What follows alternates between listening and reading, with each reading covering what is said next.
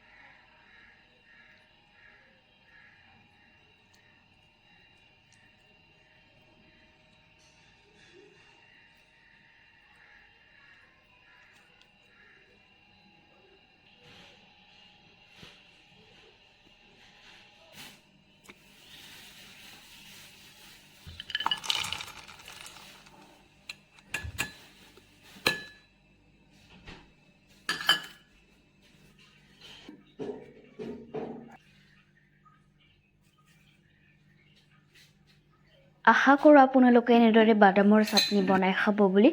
যদি আজিৰ ভিডিওটো ভাল লাগিছে তেনহলে লাইক কৰিব, শেয়াৰ কৰিব, কমেন্ট কৰি জনাব আৰু সাবস্ক্ৰাইব কৰি দিব।